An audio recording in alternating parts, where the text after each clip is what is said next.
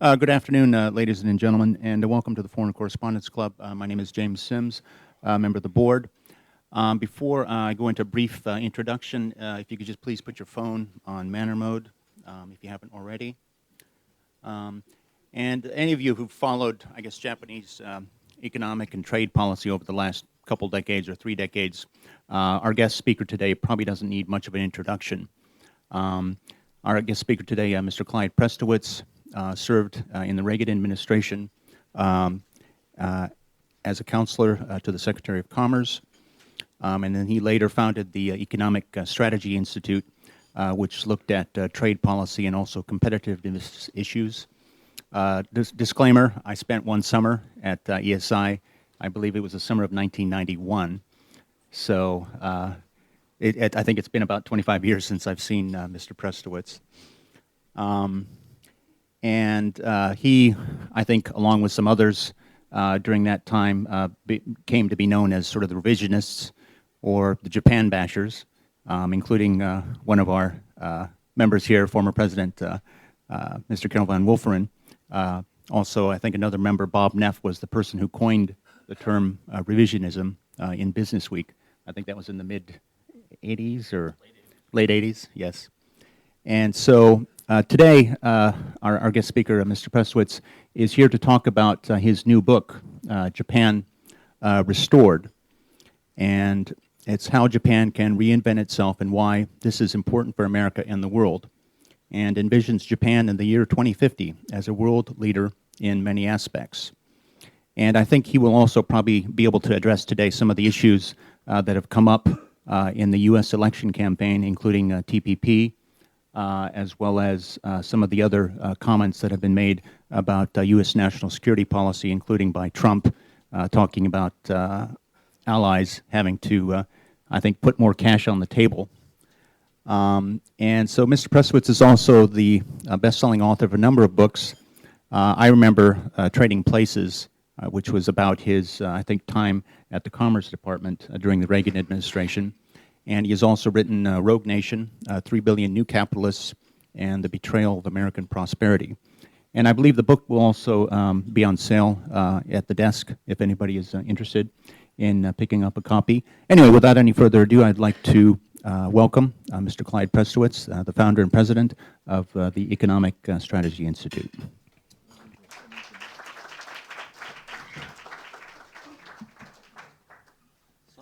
Jim, thank you very much. I was thinking when Jim walked in to meet me. There we go. Is that on? Yeah. When he and I met in the meeting room here before coming into lunch, he told me that I hadn't changed a bit. But I think it's hard to deny you're getting old when you're being introduced by your former intern. I see a lot of old friends in the audience and very much appreciate your coming out. People have asked me, as James said, I'm one of the, along with Carol, one of the revisionists. The term Japan basher has also been used. And so a number of people have asked me, well, why did you write this book? How to revitalize Japan. And of course, it's a long story, and it's a personal story. But the main reason is because my membership here in the Foreign Correspondents Club has lapsed and needed to do something to get a renewal. So thank you very much, Jung-san. But anyhow, I think some of you know that my history with Japan goes back a long way.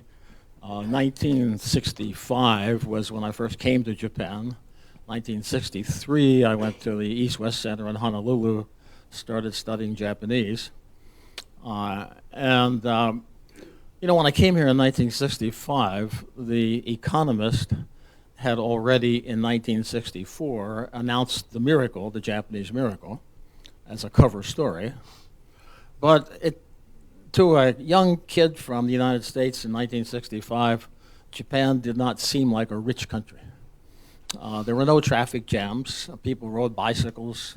The living accommodations were spare. It was, in many ways, a wonderful Japan, but it didn't seem yet to be a rich Japan. And then I came back to Japan in 1976 as a businessman, as a consultant for a Swiss consulting firm. And in the 10 years, Japan had changed dramatically. The economy had grown very rapidly. Everybody was driving cars. Nobody went to the Sento anymore. And it seemed that Japan had, in fact, become a rich country. And I had the experience of working in Japan and watching and learning about how Japan was getting rich and how Japan was creating and adopting industrial policy to catch up with the United States.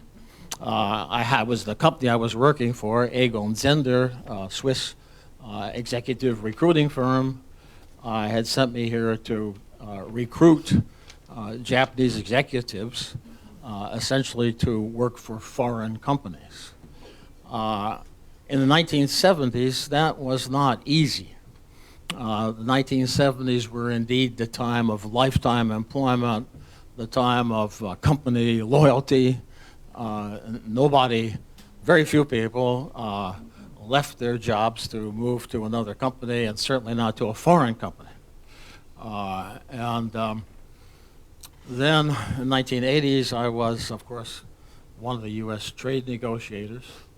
And in the course of that, I learned a lot about a lot of things, but I learned a lot more about Japan.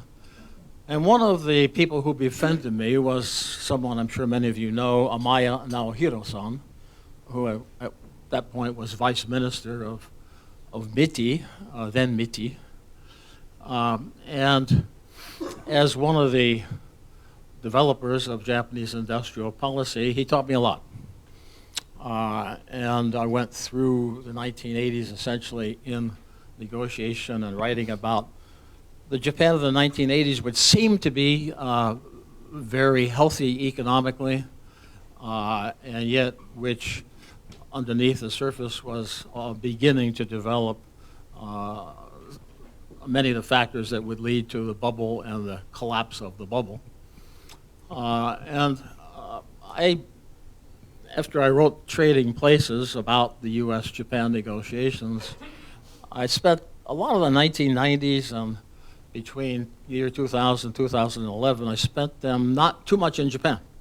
I would go through Japan, the Japan passing phenomenon. I'd go through Narita on my way to Singapore or Shanghai or someplace else, but I didn't pay too much attention to Japan. And in fact, you all remember during the 1990s, there was much talk of Japan's lost decade. And then in the first decade of this century, the two lost decades. And I discounted a lot of that because those statistics, as you all know, are not always accurate. It depends on the assumptions. It depends on the adjustments you make. And so during the 1990s, you could talk about the lost decade of Japan, but if you compared Japan's GDP growth in the 1990s to U.S. GDP growth in the 1990s, and if you adjusted for inflation, Japan was as good as the U.S. And so I discounted a lot of that discussion. But in 2011, I became involved in a project comparing the Korean and Japanese auto industries. So I began shuttling between Seoul and Tokyo. And after a while, I realized that Japan was no longer the powerhouse that I had known back in the 1980s, 1970s. In fact, in many respects, Korea was eating Japan's lunch, and other countries were also doing well in competition with Japan. And I was surprised.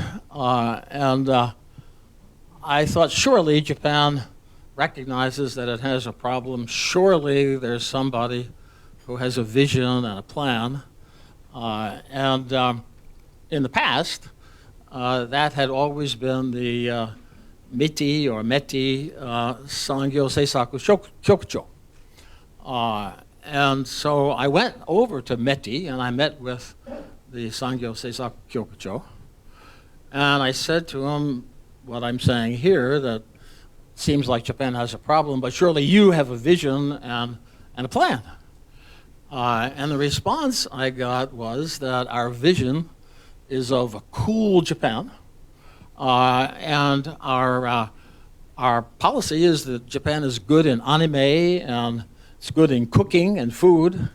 I didn't know whether to laugh or cry. I could hear Amaya turning over in his grave, and I was really surprised.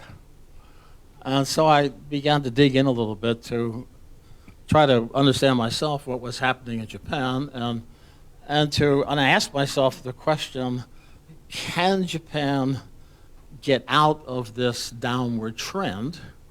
And if so, what would it take?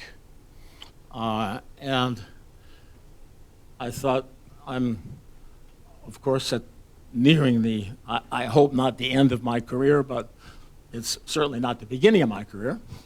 And so I thought, maybe I could write something that would provide a few insights or maybe some ideas that Japan could use to revitalize itself.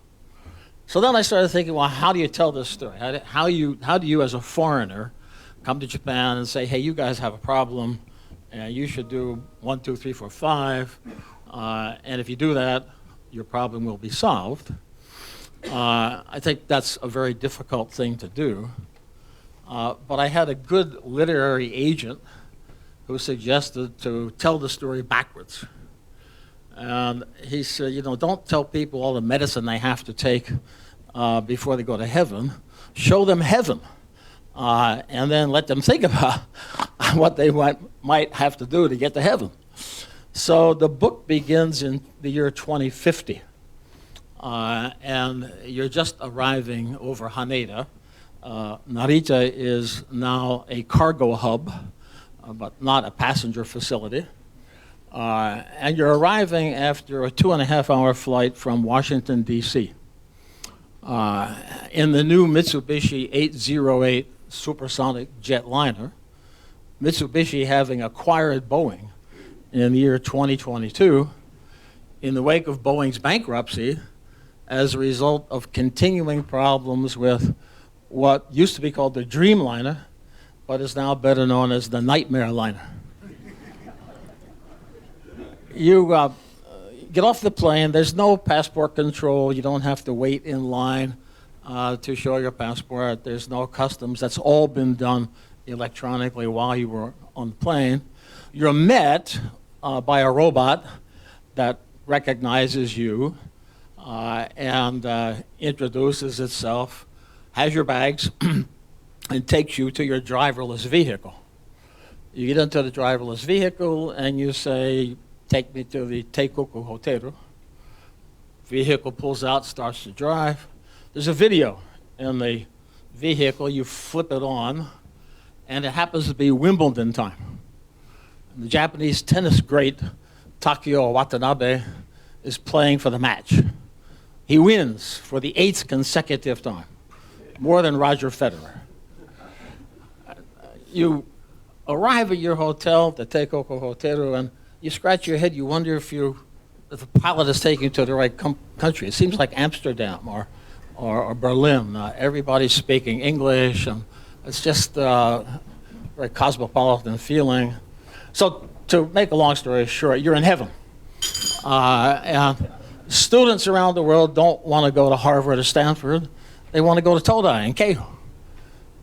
Patients, sick people around the world don't want to go to the Mayo Clinic. They want to go to the Meguro Clinic. Japan is just at the top of everything. They've mastered nanotechnology, biotechnology, you name it. Japan is the leader. And nobody has a serious brain operation without a Japanese surgeon. And so you're in heaven. And so you scratch your head and you say, but gee, this is so different from the way things looked in 2000 16, what happened? And so the rest of the book tells you what happened.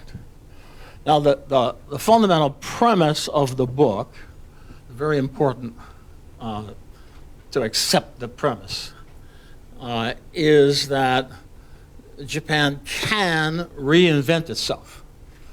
And I say that with conviction, because in the last 150 years, Japan has reinvented itself twice, Meiji and after World War II. So we know it can happen. But then the question is, can it happen now? And to look back to those previous revitalizations, we, of course, understand that they occurred, but they occurred at moments of enormous crisis. So that suggests that if there's to be another revitalization, probably there's going to be another crisis or series of crises. And so, let your mind wander a little bit. What kind of crises could occur that would spark a Meiji-like or World War II, post-World War II-like revitalization? So if we look outside of Japan, there are a lot of possibilities, obviously. The Israelis might decide to bomb Iran. The Iranians closed the Persian Gulf, cutting off the oil flow to the Far East. One could imagine that the Chinese occupy the Senkakus, or to be a little bit more of a imaginative, Okinawa declares independence. China recognizes the independent state of Okinawa, and Okinawa offers China the use of the former American bases in Okinawa. Or one could imagine that some deal between the Koreans and the Chinese enables the Koreans to economically unify North and South Korea so that the South Korea is able to take advantage of inexpensive labor in the North, and of course, much larger population. So those are some of the outside things that could happen. Another point to, I put it as a point of consideration. I'm not saying that this would happen, but if I were Japanese, it's something that I would think about. And that is that if you ask yourself the question, the U.S. 7th Fleet has been home ported in Yokosuka for 71 years. Do you imagine that in the year 2050, the 7th Fleet will still be in Yokosuka? The U.S. has had 100,000 troops in Japan and South Korea for 71 years. Do you imagine in the year 2050 that those 100,000 troops will still be there? Now, when I wrote the book and I raised that question and I tested it on people, the initial reaction was, Clyde, you're crazy. And, of course, people have been telling me that for a long time. So I've become accustomed to it, and I said, okay, maybe I'm crazy, but still, do you think it could happen? And the answer was really pretty negative. I almost decided not to include it in the book because the reaction was so negative. But here we are now in April of 2016, and one of the leading Republican candidate for president is suggesting that there might be a change in the security arrangements. And so it's something that if I were Japanese, I think I would think about. But then there are also, of course, possible crises domestically. For example, a volcano or a couple of volcanoes could erupt. That might take down some nuclear plants. There could be another Fukushima or a couple of Fukushimas. And maybe that would lead to, again, the cessation of nuclear energy production in Japan. That plus the Persian Gulf being cut off would cause a serious energy problem in Japan. Or what's going to happen really with Abenomics? The Bank of Japan keeps doing quantitative easing and keeps not getting the anticipated result.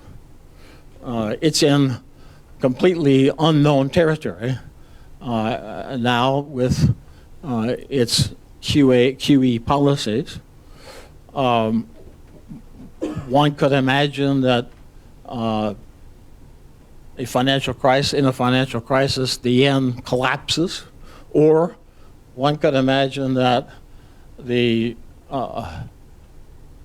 Bank of the interest that the government has to pay on the debt becomes greater than the government's income, causing a huge crisis in the Japanese economy. So it's not hard to imagine a lot of crises that might spark a kind of a revitalization movement. And so what I've imagined in this book is that there would be such a movement, and that in a way it would replicate the Meiji period, in that a national body, not the Diet, not the normal bureaucracy, but a group of like-minded or concerned people from all walks of life, from business, from the academia, from the press, and so forth. A group of variety of leaders would get together in a national revitalization commission and rethink what do we need to do to revitalize Japan, and look internally, but also look externally, similar to the Iwakura mission back in the 19th century. What are the French doing? What are the Dutch doing? What are the Americans doing? Can we learn from the experience of other countries? And so that commission concludes that the single most important problem facing Japan is the aging and the shrinking of the population.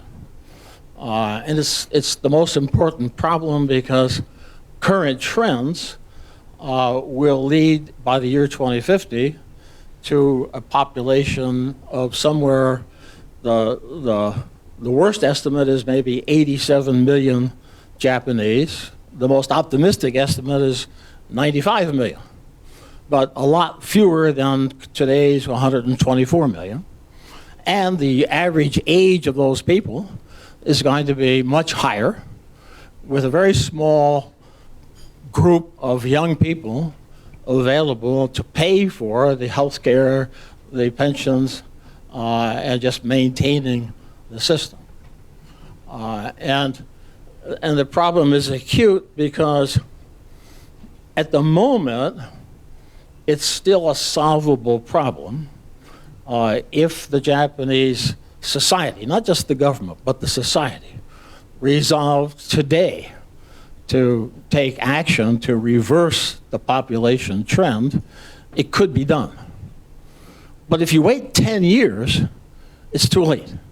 There just won't be enough young people to have the kind of repopulation that would be required. And so it's a pressing problem as well as a big fundamental problem. So what could be done to deal with population? Well, one of them is, of course, to have more children born in Japan. And how do you do that? You make life easier for Japanese women. You make life easier for Japanese young couples.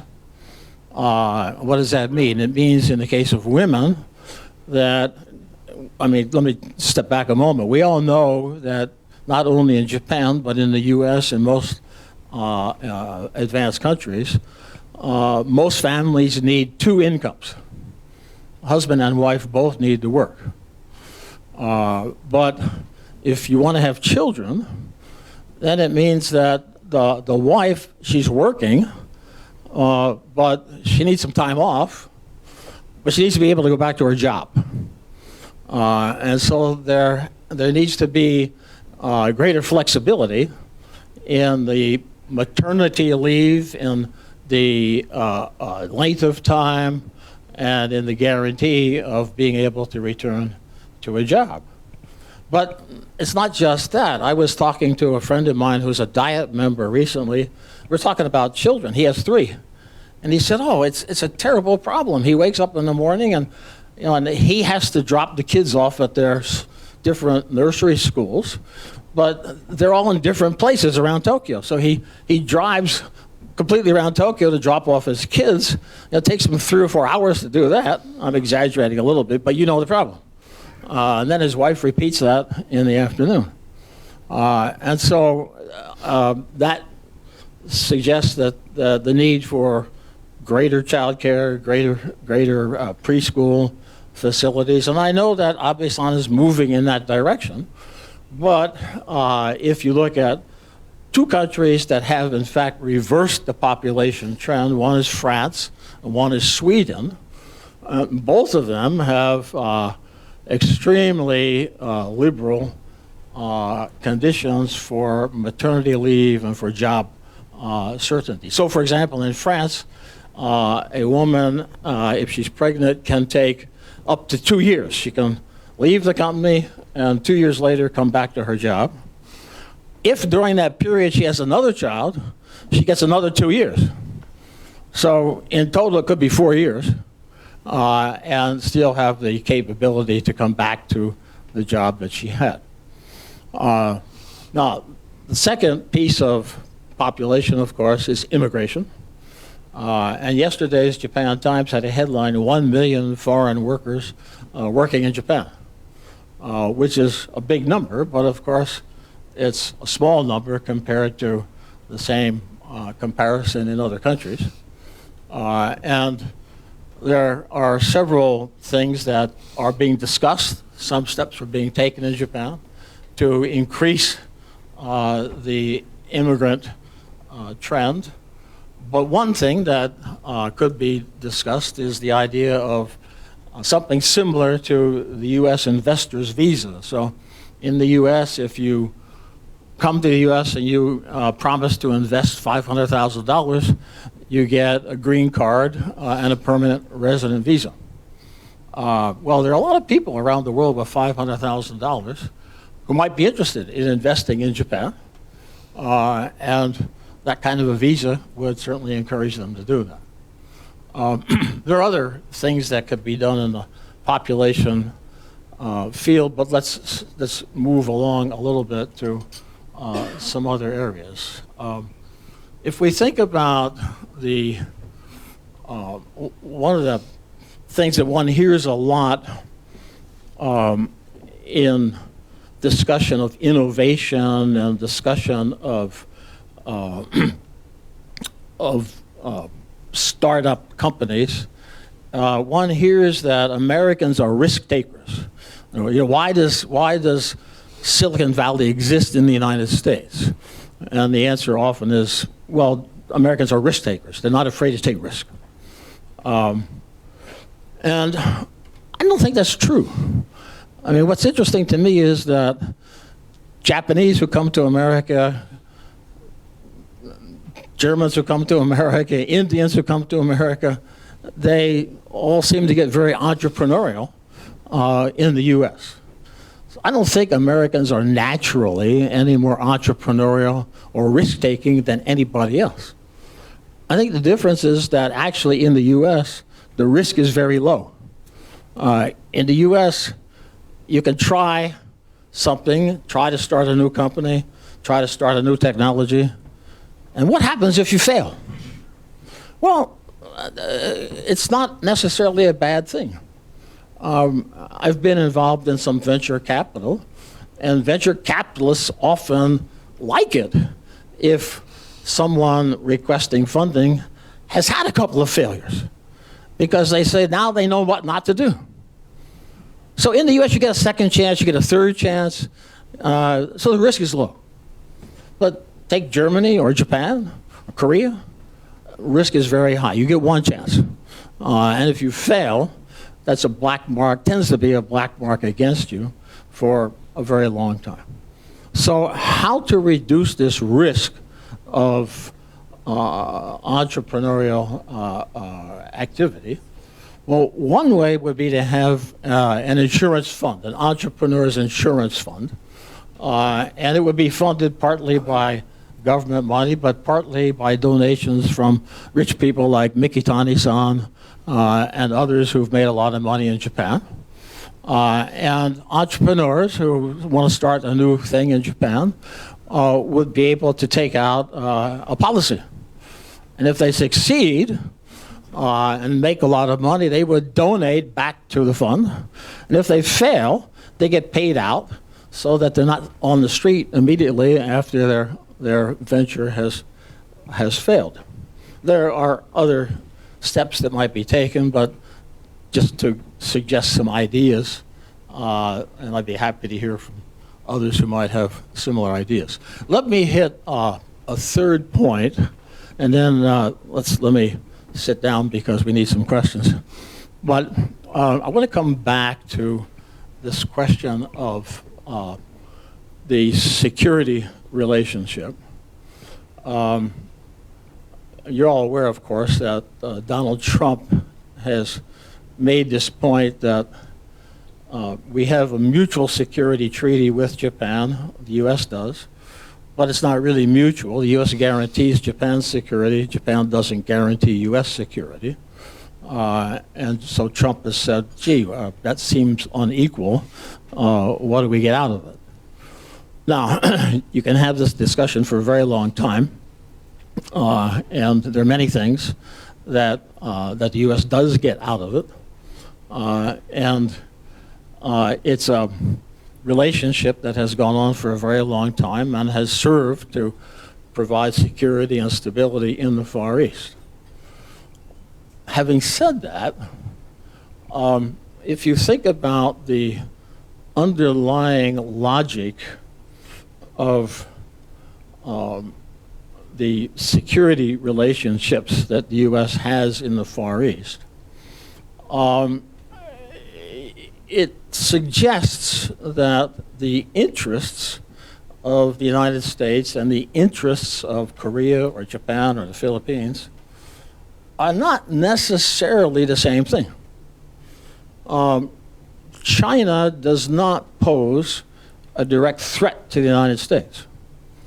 It's not going to invade the United States. U.S. resources don't come through the Straits of Malacca or across the South China Sea. So the U.S. position is much different in terms of threat and need than the position of the countries in the region here. And if we look at the Trans-Pacific Partnership that has been negotiated, I think that deal might pass, but not immediately, maybe after the U.S. election in what's known as the lame duck session of the Congress. But it has been presented by the president and by leaders in Asia as a reassurance of U.S. commitment and as a reassurance or as a measure of effort to counter some of the activity and influence of China. And when I hear that, I scratch my head a little bit because it seems to me that the premise of the TPP has been that the U.S. has to prove its commitment, has to prove its reassurance to allies. And I say, but you know, the Seventh Fleet's been here for 71 years. We've had 100,000 soldiers out here for 71 years. Why do people not feel reassured?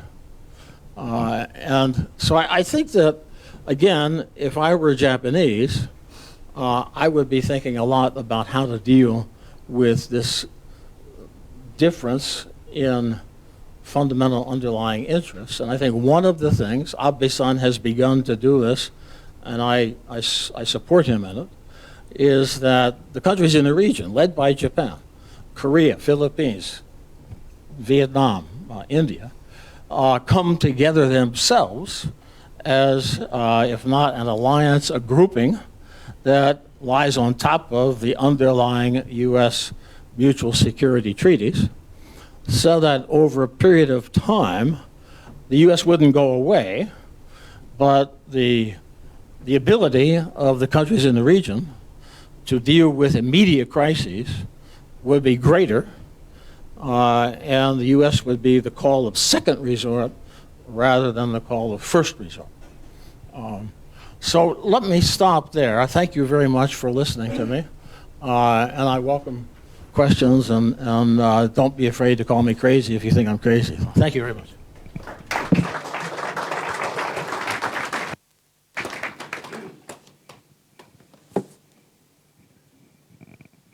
Okay, thank you very much. We'll go to questions from the working press. If you could just please state your name and affiliation, and I guess keep it to one question. If we have time, we can go back for a second round. Oh, go ahead.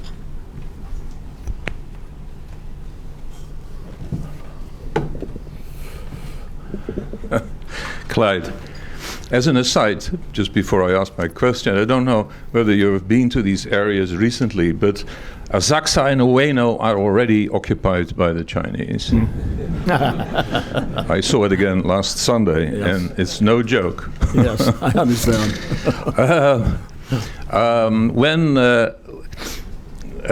When Bob Neff categorized us, you, me, and Jim Fallows, as revisionists, we also were given the epithet as Japan bashers, as you mentioned.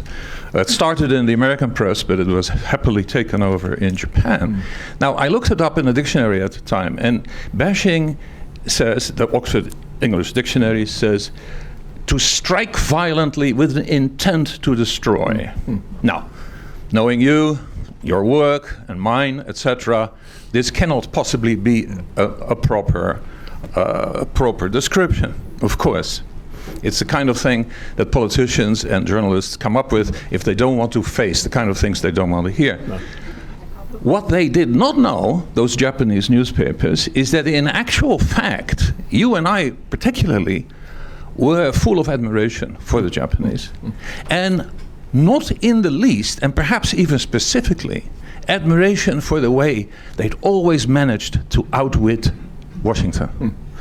Now, as one of the things that I think is a hurdle on the way to Japan becoming paradise on earth is that, is it still possible, looking at recent developments, is it still possible for Japan's political and bureaucratic top to outwit Washington? That really is a very important question, I think. I'm thinking of these armies of lawyers that will come in after TPP is indeed agree, and all these, these rent seekers, they want to get their pound of flesh, and they'll get it.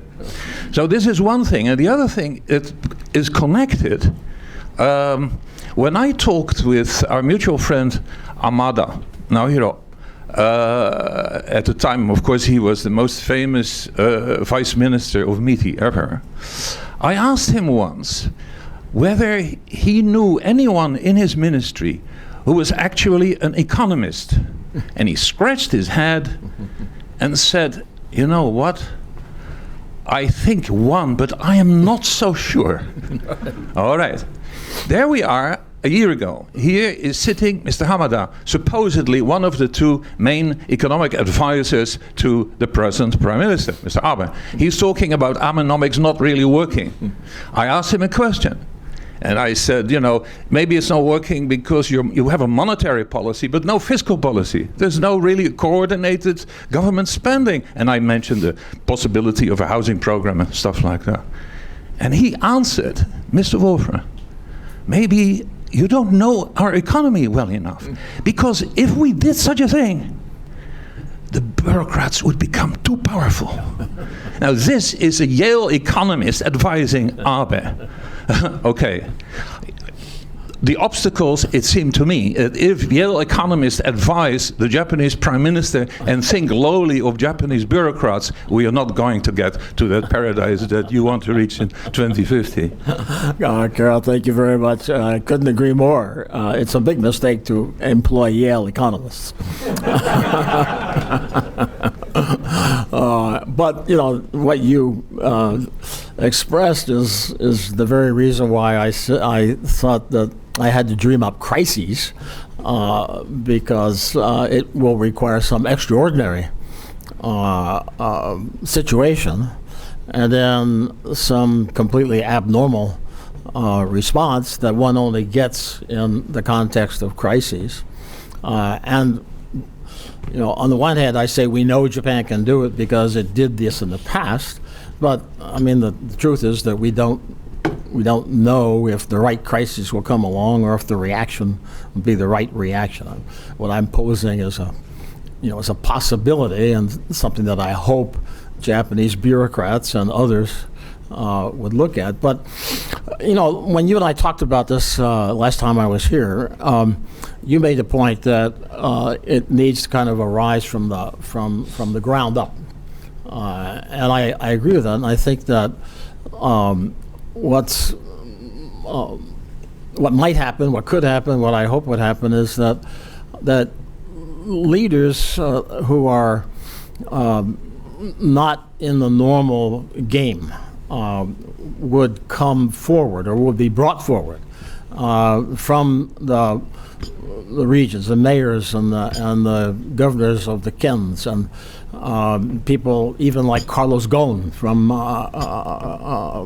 France, who have been very successful here in Japan, outsiders as well as insiders.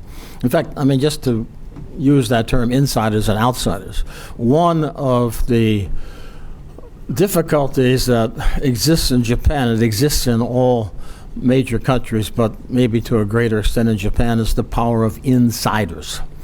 Nokyo and the medical association, and we all know the power that these lobbies and extensive controllers have over big pieces of the economy. I mean, another element is that we were talking about women, and comparing Japanese corporations and foreign corporations.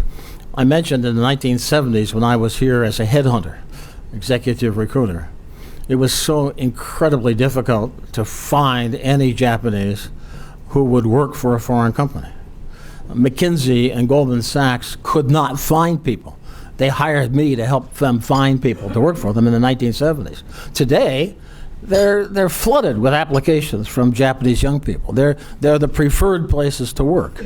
And one of the reasons, I think, is because in those corporations, the employees don't have a full-time status and a part-time status, or a permanent employee status and a not permanent employee status. They all have pretty much the same status. They're reviewed periodically and promoted if their performance is good, and not promoted if their performance is not good. So it's much less of a seniority system and much more a system that rewards effort and talent. And I think that kind of a movement needs to move into the Japanese corporate structure. Any questions? Other questions?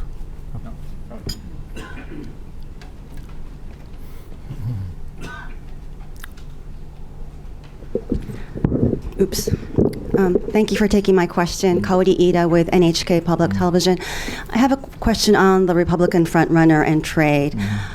Why do you think Mr. Trump is clumping Japan, which is a declining power, clumping it together with Mexico and China, which is a rising power? Do you think that criticizing Japan resonates with the regular American people, or at least to a certain group of American people? And do you think that Mr. Trump is really thinking that Japan is playing unfairly, or do you think it's more or less a marketing tool? I think mostly the latter. I think it's. I think that Donald Trump, he's been portrayed in the media as not a very smart guy, not a very well informed guy. In fact, I think he's very smart. And I don't think that he's picking on Japan for reason that he feels that Japan specifically is doing something bad or unfair at the moment, but I think what he knows is what he has put his finger on, and it's also important, I think, to in the same time say that Bernie Sanders, who is in many respects completely opposite from Donald Trump, but Bernie Sanders has put his finger on the same issue, and that is that there are a large number of Americans who have not had the benefit of globalization. In many respects, they've been disadvantaged by globalization. And so when Trump says Mexico, China, Japan, he's just naming countries that people know, with whom we have big trade deficits, with whom we've had disputes over the years. What he's really saying is, look, folks, this globalization thing doesn't work for America. It doesn't work for you. And what I think has been a surprise to the establishment in the U.S. is how large that group of people is who feel disadvantaged. It's been a surprise because the policy elite, the American establishment, has done very well. And they have been telling themselves, their economists have been telling them continuously that this international trade, this globalization is good. It's win-win. And if there are a few losers, don't worry because the winners will compensate the losers. Well, it's not clear that it's always win-win, but even if it is, it's clear that the winners do not compensate the losers. And those are the people to whom Trump and Bernie are both appealing. So I don't think Japan should take it personally. Yes, Okay. over here.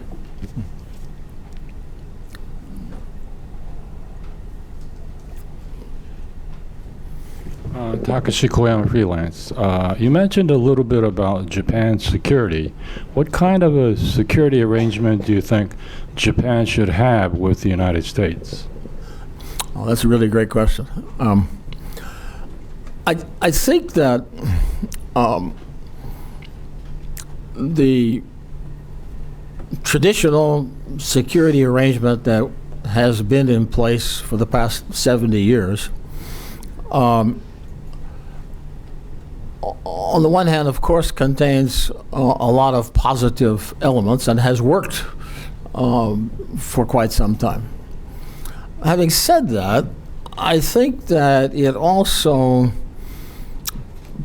does two somewhat negative things. One is I think it allows the allies of America, so in this case Japan and Korea, and to some extent the Philippines, I think it allows them to be, how should I say this, a little bit lazy in how they think about their own security, maybe a little bit irresponsible. They kind of know that they can, the Koreans and the Japanese, at the security level, essentially don't talk to each other. The conversation between the Korean security forces and the Japanese security forces takes place through the Pentagon in Washington. If the U.S. were not guaranteeing the security of both countries, maybe they would be more interested in directly talking to each other and in avoiding silly disputes like those over the Takashima Islands. And secondly, I think that the current security arrangement puts Japan, if I were Japanese, I would feel exposed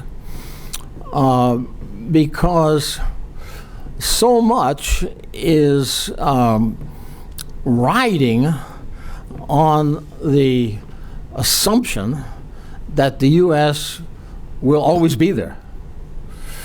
And you can see from this election campaign that there is a current of thought in the U.S.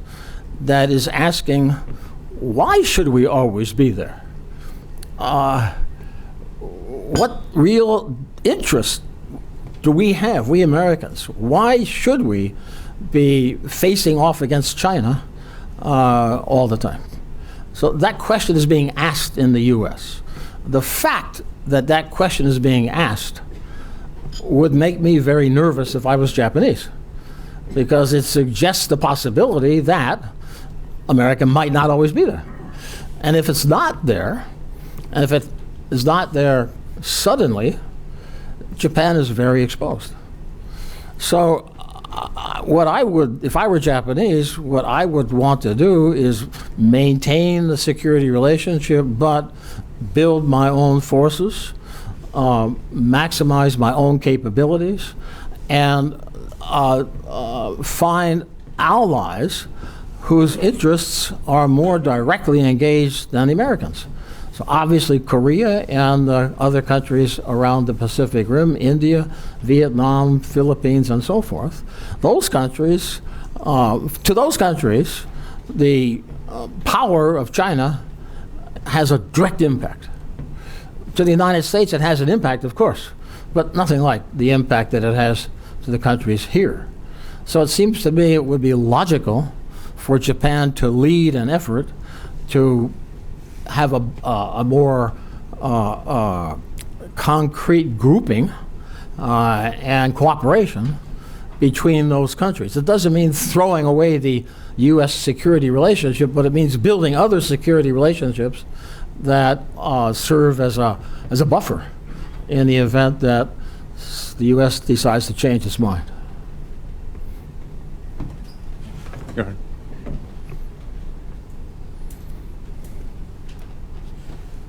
Would that include Russia? Maybe. Siegfried Giedel, writing for the Austrian newspaper, The Standard. You talked about reinventing Japan, and they did it, that Japan did it twice. But is this not now a different situation to the other cases before? In the Meiji area and in 1945, Japan was a kind of a young and a hungry society. Japan today is not a hungry society. It's a rich society. Rich society are defensive in their attitude. So in this way, is this not a very different situation now? And so it's not this kind of talking about new Japan and this talking of Mr. Abe. He wants to bring the 80s of Japan's success to Japan again. Is this not a totally unrealistic and wrong attitude to improve Japan? Great question. Well, it's a heroic attitude, let's say that. But look, you're right, Japan is not a young, hungry society right now. But Japan is, in a way, a society that is not so slowly committing suicide. The shrinkage of the population, if it continues as it is a existential threat to Japan. And this is where it's also a threat to other countries, particularly the U.S. If you ask yourself, over the last 70 years or even 80, 90 years, if you ask which country is America's most important ally, most people would automatically say Great Britain. That's no longer true. Great Britain is really not very important to the United States any longer. Japan is. I have suggested the U.S. might change its mind about its security posture in the Pacific, but it hasn't changed its mind yet. The reigning foreign policy elite of the United States in both parties, Republican and Democrat, are firmly committed to maintaining the American hegemony in the Western Pacific indefinitely. Well, if you want to do that, if you're American and you want to do that, you need Japan. And you need a Japan that's healthy and that can provide the kind of allied support that will enable that continued hegemony. And the trend of Japan is to become old and weak and not able to play the role of support of the American hegemony. So I think from the American point of view, it's very important that Japan reverse this population trend. From the Japanese point of view, I know there are people who say, oh, Japan will become like Switzerland, or, oh, it'll be nice because the population won't be so crowded in Japan. And that's all true, but the people are all going to be 100 years old and on life support. And it won't be a lot of fun, really. So again, I come back to the crisis. Right now, today, there's an uneasy feeling in Japan, and Abe-san has his 3 arrows, and I feel sorry for Abe-san because I think he's doing the best he can in the circumstances. But the 3 arrows are not enough, particularly the structural reform he's talking about. It's, to him and to the political elite in Japan, it looks like an important measure, and in some sense it is, but it's not enough. But it's all he can do, given the current political circumstances. So those have to change. And I don't know exactly what the crisis will be, but I suspect that there's a big crisis in Japan's future. And I think that crisis will suggest to Japan that it does face an existential threat. And in response to that, I think the Japanese are still capable of what they did in the past. Okay, Joel, and then. Are you on time? I'm okay. Good afternoon. My name is Joël Lejean from French television, BFM TV and RTL Radio. You talk about security in Asia. It looks like the politicians between China and Japan don't seem to agree much together. Diplomats seem to agree more together. And as Kyle said, indeed, many Chinese now have been living or coming on holiday for a long time in Ueno, in Akasaka, or in Asakusa, or in Ginza. So what sort of security do you think we have today between China and Japan? What risk do we have, and what do you expect to see between China and Japan in the future? Yeah. Well, I think that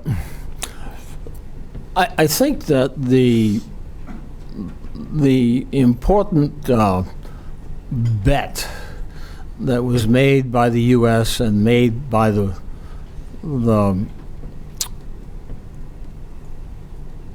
industrial, by the rich countries, Japan, the U.S. In the 1990s and in 2001, there was a lot of discussion of globalization. President Clinton talked about globalization as Americanization, and globalization was going to make all the countries rich. Being rich, they would become democratic. Being democratic, they would become peace-loving, because we know democracies don't fight each other, or so we said. Now, at the same time, the Chinese made a bet. The Chinese Communist Party made a bet. Their bet was that they could get rich through globalization, but not democratize. And whereas Bob Zoellick, the Undersecretary of State, the Deputy Secretary of State, was fond of talking about China becoming a responsible stakeholder in the global system, the Chinese Communist Party was intent upon maintaining its power and increasing the power and weight of China in a system with Chinese characteristics. Now, it may be that at the end of the day, something will happen in China that globalization will lead to greater liberalization and democratization. But right now, that doesn't seem to be the case. In fact, what seems to be happening is that globalization is making China rich, and that is giving it power to exert its own view of the system and how the system should run.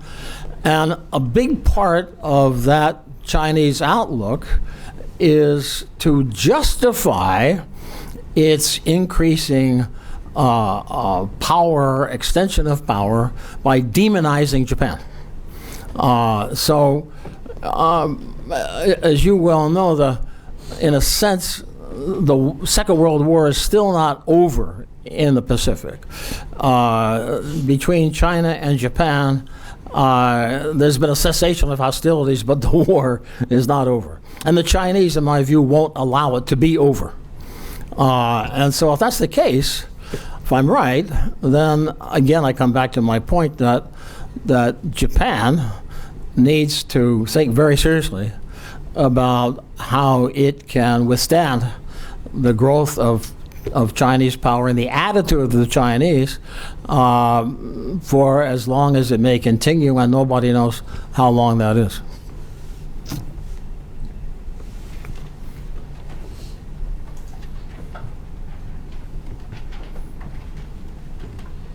Thank you very much for your insights. My name is Errol Ahmet, editor for the trade magazine Vision. First question, actually, I have two, but I appreciate if you can answer both. The first one is about the role of Sogo Shosha, which was, the Itochu's, Mitsubishi's, which were very successful in the booming years of Japan. Do you think they are now hindering The role of who? trading companies like Mitsubishi, Itochu? Right. Okay. It looks to me like they are the venture capitalists, and they don't really allow many young people to go up and actually try things. They make sure that they fail. What are your views on that? And the second one is related to your your answer to the last question. This part of the world is very peaceful.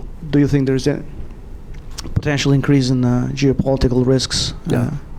That's all. Thank you. Let me answer your last question first. Yeah, I do. I think that, clearly the situation with North Korea is volatile and unpredictable, but the better the North Koreans get at targeting missiles and increasing the range of the missiles, it seems to me the more dangerous the situation becomes. I'm not a China expert, but what I see and know about China makes me uncomfortable in that I think that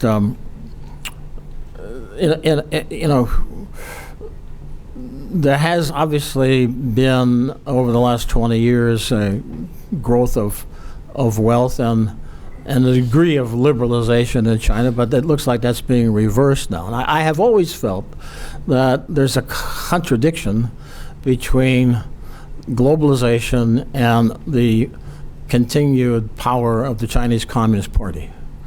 And I think we're seeing that conflict playing out in China right now. Xi Jinping, for whatever reason, seems to feel threatened and trying to consolidate power, repressing the media, repressing academia. I don't know where that leads in China, but I think that that combined with the growing military power of China and the strong insistence on claims to territories, with regard to which there are many claims, all of them fuzzy. I think that has substantially increased risk in the Pacific. And the American hegemony, think about it this way. 1996, you had the Taiwan Straits crisis and Clinton. So 1996 is 20 years ago. Clinton sent 2 aircraft carrier forces into the Taiwan Straits. President Obama would never do that. Not because he's Obama, because the aircraft carriers would be big targets for Chinese missiles, shore-based missiles. So the ability of the U.S. to maintain this hegemony right up to the shores of China is being reduced. And the U.S. national security establishment is strongly trying to develop better missiles and trying to maintain the ability, what they call air-sea battle. This is the notion that the U.S. will maintain superiority right up to the shores of China and maintain the capability of penetrating Chinese defenses to hit targets in China. Well, I don't know if the U.S. can do that, but the cost of trying to do that is very high. Just think of one F-35 fighter costs something like $500 million. I mean, we're getting into Never Never Land. And so I do think the risk has grown. And then I guess the first question. Oh, I'm sorry. The trading companies. Yeah, I think the trading companies. I have to say, I'm not really up to speed on the trading companies. In the past, in the 70s, of course, they were very important for Japan's external trade, and even in the 80s, they were important. But even in the 80s, they were beginning to become less important because Japanese companies were learning to directly do their business abroad. They didn't have to go through trading companies. The trading companies over the years have tried to diversify with mixed success, but I guess I see them a little bit as white elephants. And you know, they have some of the elements of investment banks, but on the other hand, they don't have the, as you pointed out, they don't have the aggressiveness and the ability to attract and to develop talent in that regard. And so I think it's a big challenge to the trading companies to reinvent themselves and find a new future.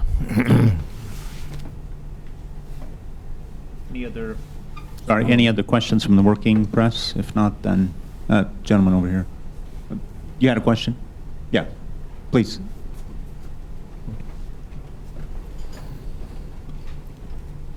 Excuse me, I'm a little slow as I get started. You have to tighten it up. Thank you. My name is John Ward, Clyde. Hi, John. You just brought up something that hits very close to home to us. I ran a company here called Promar that specializes in food and agribusiness and trade and investment.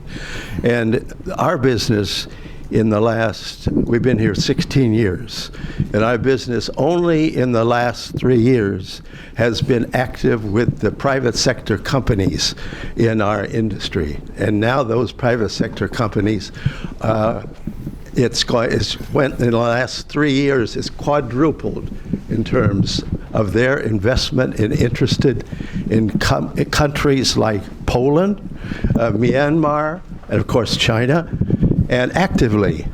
And so I just wanted to bring that up. But I also wanted to ask you if in your book you developed maybe only a couple of pages on agribusiness and food products. And I just wonder if you see that area, which I happen to think is very screwed up in Japan, is that an area that fits with what you're talking about and the rest of it? John, yes. The answer is yes. Actually, I have a pretty good-sized piece of a chapter dealing with restructuring of agriculture and particularly the potential of agribusiness. So I'm on your wavelength.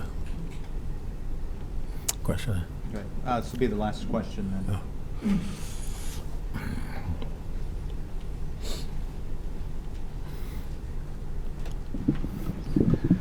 My name is Hiroki Fujita, a freelance writer, translator. I write for Yuka Fuji, a daily evening paper. Do you support Donald Trump? If so, why? Or do you not support Johnson, and why not? Well, you know, it's funny. I was called recently by a friend of mine who asked me the same question. He said, "Clyde, are you advising Trump?" And I said, "No, I don't know the guy. I've never met him. I have nothing, no connection." He said, "Well, I saw your name on a list of his advisors." So these lists are circulating, but I am not supporting Trump. I'm supporting Bernie Sanders, actually. Why am I not supporting Trump? Well, I mean, for a lot of reasons. I think he doesn't have the experience or the knowledge or the personality to be a president of the United States. Having said that, as I said earlier, I think he's a very intelligent guy. I think that he has served a very positive purpose. He has served the role of challenging the the established wisdom. And he's not afraid to say things that are maybe, politically not correct. And in doing that, he has put his finger on issues and problems that have not been addressed and that are crying out for some response. So I think I wouldn't want to see him as president, but I like that he's in the race because of that purpose that I think he is serving. Okay, well, thank you very much. Anyway, I'd like to give you my membership. As per our custom, we would like to give you an honorary membership for a year. Excellent. And hopefully we will see you, I guess, back here the next time you're I'll in have to write Tokyo. another book. Thank you. Thank you all. Thank you.